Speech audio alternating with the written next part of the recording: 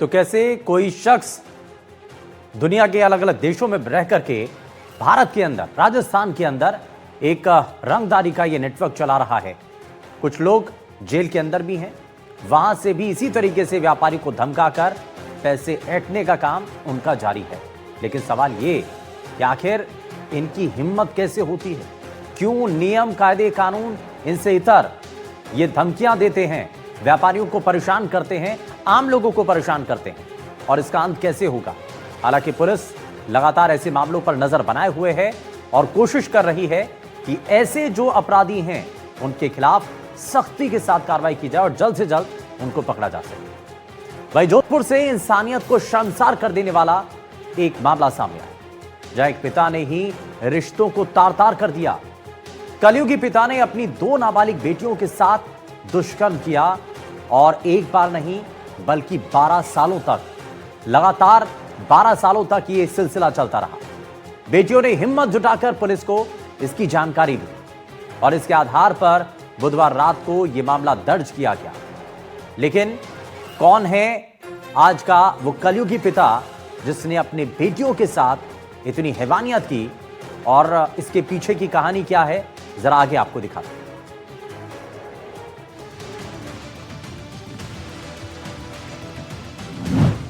जोधपुर में कलयुगी पिता की हैवानियत, बेटियों को बनाया हवस का शिकार, 12 सालों से कर रहा था ज्यादती, मां की जान लेने की देता था धमकी। जोधपुर से रिश्तों को तार तार करने वाला एक मामला सामने आया है, जहां एक हैवान ने अपनी हवस को पूरा करने के लिए अपनी बेटियों को भी नहीं छोड़ा। 2 नाबालिग बेटियों से इस कलयुगी पिता ने बलात्कार किया। पुलिस के मुताबिक एक युवती की रिपोर्ट पर पिता के खिलाफ डरा धमकाकर और मारपीट कर बलात्कार और 12 साल तक यौन शोषण और 15 साल की छोटी बेटी से छेड़छाड़ करने के मामले में एफआईआर दर्ज की गई है।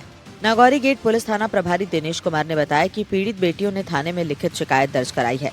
शिकायत में दोनों बेटियों ने आरोप लगाया है कि उनका पिता पिछले करीब 12 सालों से उनके साथ जबरन शारीरिक संबंध बनाता रहा। पीड़िताओं में से एक कॉलेज में पढ़ाई कर रही है, जबकि दूसरी बेटी स्कूल में पढ़ रही है। पारिवारिक दबाव, सामाजिक बदनामी के डर और पिता की धमकियों की वजह से ये लड़कियां चुप रहीं, लेकिन अब साहस जुटाकर पुलिस के सामने सच्चाई रखी। दिनांक 13 जनवरी 2026 को पीड़िता ने जरिए मेल उपस्थित थाना होकर बताया कि मेरे पिता द्वारा पिछले कई सालों से, लगभग 12 साल से मेरे साथ और मेरी छोटी बहन के साथ में दुष्कर्म किया जा रहा है, जिसका मामला दर्ज करवाया गया। मामला दर्ज करवाकर श्रीमान एसीपी सेंट्रल के हवाले किया गया, जिसका अनुसंधान जारी है। इस मामले में पुलिस ने पॉक्सो का मामला दर्ज किया है। फिलहाल आरोपी पिता फरार है। ऐसा बताया जा रहा है कि पत्नी को मामले का पता चलने के बाद दोनों में विवाद हुआ और पूरी सच्चाई परिवार के सामने आ गई। जोधपुर कमिश्नरेट की पूर्व जिले में सनसनीखेज वारदात सामने आई है, जहां एक कलयुगी पिता पिछले कई सालों से जो है अपनी बच्चियों का यौन शोषण कर रहा था। बड़ी बच्ची के साथ बताया जा रहा है पिछले 12 साल से यौन उत्पीड़न और यौन शोषण कर रहा था। वही छोटी बच्ची को भी उसने अपना शिकार बना लिया।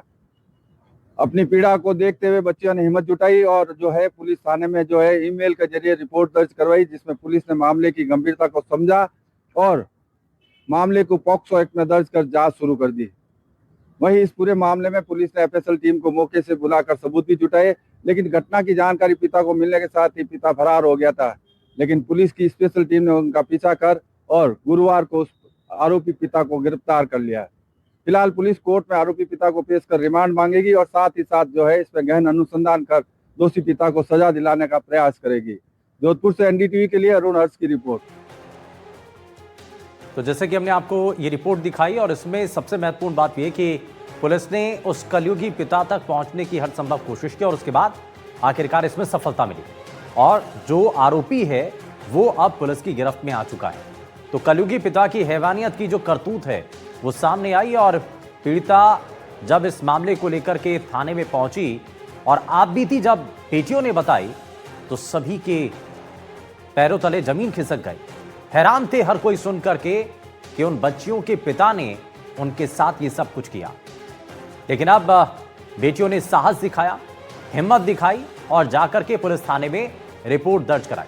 और ये सब कुछ हाल फिलहाल में नहीं बल्कि 12 सालों से चला आ रहा था। 12 साल से एक पिता अपनी बेटियों के साथ इसी तरीके से हैवानियत कर रहा था और पीड़िताओं में से जबकि दूसरी बेटी स्कूल में पढ़ रही है और एक कॉलेज में पढ़ रही है बच्ची।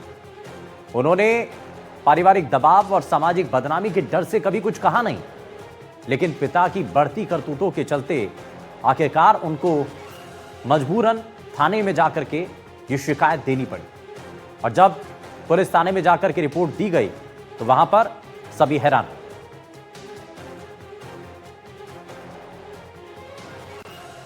और झुंझुनू से खबर है, जहां पुलिस ने चोरी की वारदात का खुलासा किया और 7 जनवरी की रात बंद मकान में चोरी की घटनाएं हुई थी। पुलिस ने हरियाणा के 3 शातिर चोरों को गिरफ्तार किया और पुलिस ने करीब 300 किलोमीटर क्षेत्र के 500 सीसीटीवी कैमरों को खंगाला।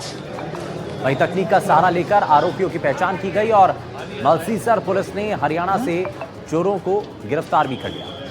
वहीं शुरुआती पूछताछ में आरोपियों ने बंद मकानों को निशाना बनाकर चोरी करना कबूल किया है और बताया गया कि इसके पीछे कैसे वो इस पूरी साजिश को अंजाम दिया करते थे। दरअसल पूछताछ में उन्होंने ये भी बताया कि पहले वो रेकी किया करते थे, रेकी करने के बाद खाली मकान, सोने मकान देखा करते थे और उसके बाद वहां पर ऐसी घटनाओं को अंजाम दिया करते थे। वहीं पुलिस आरोपियों से चोरी किए गए माल की बरामदगी और बाकी घटनाओं के बारे में भी पूछताछ कर रहे हैं। पुलिस को अंदेशा है कि यह गिरोह काफी समय से एक्टिव था और इससे पहले भी कई घटनाओं को अंजाम दे चुका था।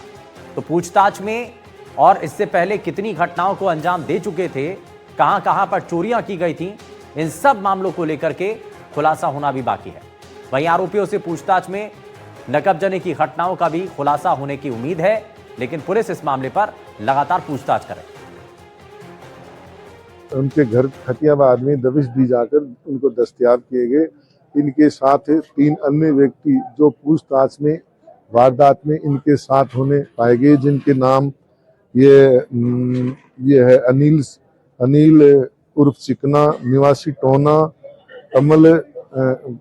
कमल सोनी बट्टू कला डिस्ट्रिक्ट फतियाबाद, ये भी इनके साथ वारदात में शामिल होना पाए गए। इनको अभी गिरफ्तार प्रकरण में गिरफ्तार किया जाकर। और कोटा में अवैध खनन का मामला सामने आया, जहां रिजर्व फॉरेस्ट एरिया में अवैध खनन किया जा रहा था। हर रोज निकल रहे 100 ट्रॉली सैंडस्टोन और ग्रामीणों ने इसकी शिकायत वन विभाग को टीम को की है। शिकायत मिलने पर वन विभाग की टीम एक्टिव हुई और मौके पर पहुंची, जहां पर एक्शन लिया गया।